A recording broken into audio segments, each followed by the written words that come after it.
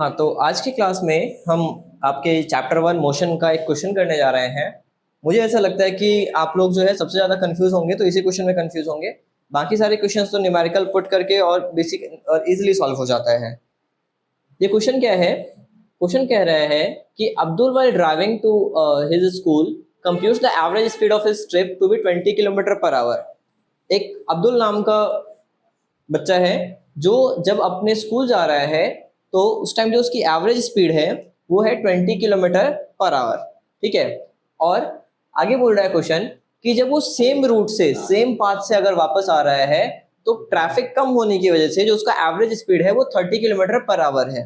तो आपसे क्वेश्चन पूछ रहा है कि अगर जाने टाइम में average speed 20 kilometre per our है और आने टाइम में average speed 30 kilometre per our है तो जो टोटल एवरेज स्पीड होगा मतलब आने जाने दोनों का ही मिला के जो एवरेज स्पीड होगा वो कितना होगा, ये आपसे पूछा गया है कि आने जाने दोनों का ही मिला के जो एवरेज स्पीड होगा वो कितना होगा।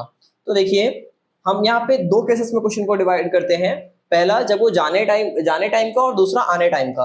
तो सपोज कीजिए कि जो पॉइंट ए है ये अब्दुल का घर है और पॉइंट बी जो है वो अब्दुल का स्कूल है।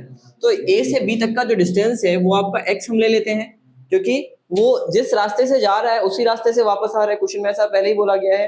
तो जाने टाइम में और आने टाइम में दोनों केस में जो टोटल डिस्टेंस है वो आपका सेम रहेगा। ठीक है। टाइम अलग अलग लग जाएगा दोनों ही केसेस में। तो अब हम यहाँ पे अभी केस 1 लेते हैं। पहले केस 1। ठीक है। while गोइंग टू स्कूल, तो इस केस में क्या होगा आपका एवरेज स्पीड इक्वल्स टू क्या आएगा आपका? एवरेज स्पीड का फॉर्मूला क्या होता है? Total distance upon total time. तो total distance upon total time. अब देखिए स्कूल जाने टाइम में उसका जो एवरेज स्पीड था वो था 20 किलोमीटर पर आवर। यहाँ पे हम स्पीड को मीटर पर सेकंड में कन्वर्ट नहीं करेंगे क्योंकि हमारा आंसर किलोमीटर पर आवर में ही आ जाएगा। अगर जरूरत पड़ेगी तो लास्ट में आंसर निकालने के बाद हम उसको मीटर पर सेकंड में कन्वर्ट करके लिख सकते हैं। तो यहाँ पे जो एवरेज स्पीड है वो है आपका 20 किलोमीटर पर आवर।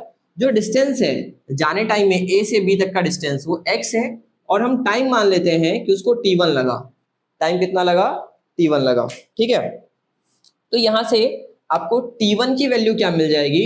T1 की वैल्यू क्या मिल जाएगी? x upon 20। T1 की वैल्यू मिल जाएगी आपको x अपॉन 20। ठीक है। अब फिर हम केस 2 को लेते हैं और case 2 while coming from school, school से आने वाले केस की हम बात करते हैं। तो इस केस में आपका एवरेज स्पीड क्या होगा? यहाँ पे भी फॉर्मूला तो सेम रहेगा, total distance upon total time. School से आने टाइम में उसका एवरेज स्पीड था 30। सेम पाथ से वापस आया था तो अगर यहाँ पे डिस्टेंस x था तो यहाँ पे भी डिस्टेंस x रहेगा। पर ऑब्वियस ही बात है टाइम बदल जाएगा क्योंकि ट्रैफिक कम था तो ज्यादा जल्दी आ जाएगा। तो टाइम यहाँ पे इस केस में हम टाइम को ले लेते हैं T2। यहाँ से हमें T2 की वैल्यू क्या मिल जाएगी? x upon 30। T2 की वैल्यू हमें क्या मिल गई? x upon 30। अब इसके बाद हम आगे देखते हैं क्या करेंगे। अब देखिए यहाँ पे हम नेट एवरेज स्पीड निकालते हैं मतलब आने और जाने दोनों का मिला के। तो नेट एवरेज स्पीड का क्या फॉर्मूला हो जाएगा हमारा? Total distance upon total time. अब देखिए जब वो गया तो भी उसने ये सेम x डिस्टेंस कवर किया और जब आया तब भी x डिस्टेंस कवर किया। तो इस केस में आपका टोटल डिस्टेंस क्या हो जाएगा? x plus x। जाने टाइम में हमने माना था कि उसको टाइम जो लग रहा है वो T1 है और आने टाइम में जो उसको टाइम लग रहा है वो टाइम क्या है आपका? T2। तो यहाँ पे T1 प्लस T2 हो जाएगा। ये हो जाएगा आपका, इसको हम यहाँ करते हैं 2x, x plus x 2x हो जाएगा और यहाँ पे हम T1 और T2 की वैल्यू रख देंगे जो हमने यहाँ से निकाली थी। तो x अपॉन 20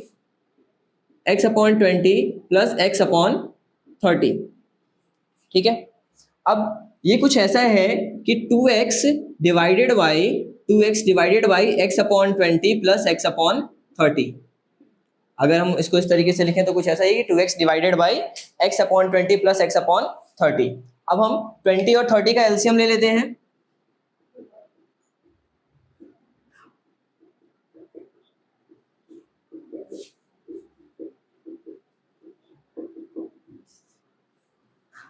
तो 20 और 30 का एलसीएम क्या आ रहा है आपका 60। तो आपको पता ही होगा, और नहीं पता होगा तो यहाँ पे समझ लीजिए कि 20 और 30 का एलसीएम 60 आया, ठीक है। अब हम क्या करेंगे, देखेंगे कि 20 की टेबल में 60 कितने टाइम्स में आएगा, 3 टाइम्स में आएगा। तो इस x को हम 3 से मल्टीप्लाई कर देंगे, 3x हो जाएगा, प्लस 30 की टेबल में 60 2 टाइम्स में आएगा, तो इस x को हम 2 से मल्टीप्लाई कर देंगे, ये हो जाएगा आपका 2x। ये हो जाएगा आपका 2x divided by 5x upon 60। अब हम क्या करेंगे, इसका रेसिप्रोकल कर देंगे, तो ये हो जाएगा 2x into 60 upon 5x। x से x कैंसिल आउट हो जाएगा, और ये 560 को कैंसिल कर देगा कितने टाइम्स में, 12 टाइम्स में। 12 टू ज़ा 24, तो आपका आंसर क्या आ जाएगा, 24 किलोमीटर पर आवर। अगर आप चाहें तो आप इसको मीटर पर सेकंड में भी कन्वर्ट कर सकते हैं। आपको पता होगा, और नहीं पता होगा तो जान लीजिए कि किसी भी किलोमीटर पर आवर को मीटर पर सेकंड में कन्वर्ट करने के लिए हम क्या करते हैं, उसको 5/18 से मल्टीप्लाई कर देते हैं। तो ये हो जाएगा आपका 24 इंटू 5/18, ठीक है। ये कैंसिल आउट हो जाएगा, 2 9 ज़ा 12 ज़ा, ये आ जाएगा 60 अपॉन 9, और इसको हम डिवाइड करेंगे तो ये आ जाएगा आपका 6.66 मीटर पर सेकेंड। तो ये आपका स्पीड आ जाएगा मीटर पर सेकेंड में, और ये किलोमीटर पर आवर में। इस क्वेश्चन को ध्यान से देख लीजिएगा और कर लीजिएगा। Thank you.